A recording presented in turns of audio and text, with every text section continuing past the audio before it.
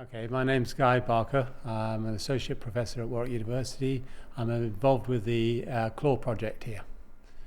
My role is in life sciences, so I'm involved in looking at diversity in plants, the mechanisms which regulate that diversity. This project is looking at how we can use plants and microbes to look at soil contamination and remove that soil contamination.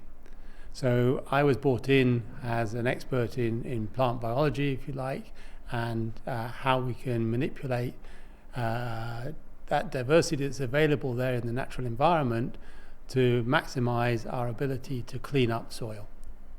Resource efficiency is critical to our survival as a race, if you like. It applies across the board, from how we grow our food, how we live our lives, how we use the energy to keep ourselves warm. It is applicable in multiple different scenarios, and how we live our daily lives, how we get to work, how we conduct ourselves at work, and how we conduct ourselves at home.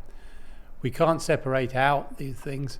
It's only now that we're realizing how important sustainability is as a global theme, and how it's being impacted by such things as climate change. The most exciting thing is this ability to reduce the amount of energy and resources required to put soil back into its natural state. As man, as it's evolved, has managed to contaminate land through mining, through oil refinery production, through misuse of agricultural pesticides, etc.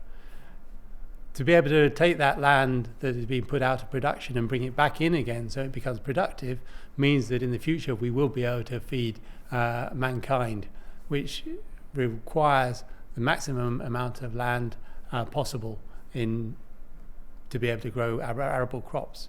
That means that we must be able to take the land that's been put out of action through our misuse in the past and bring it back into maximum production efficiencies.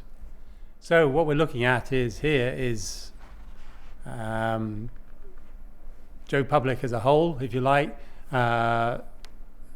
City councils, for example, they have to deal with hazardous waste sites.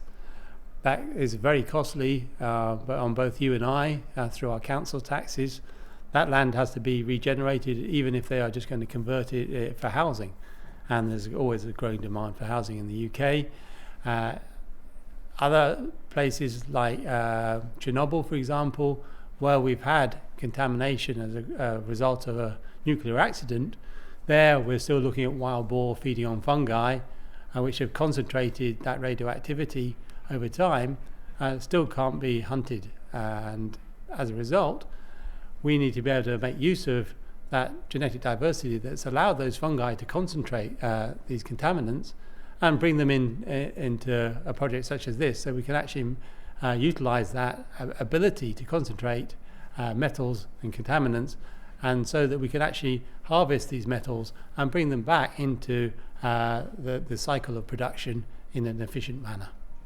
Well, like I say, by 2020, we would be really keen to see our ability to remediate contaminated land being widely used. So if we can develop the right plant microbe structure to be able to remediate land in a cost-efficient manner, then this is going to be a significant advantage, especially if we can then transfer that knowledge across to be able to remediate salt, contaminated land, which is as a result of poor irrigation, for example, which is one of the largest causes of soil loss in the world today.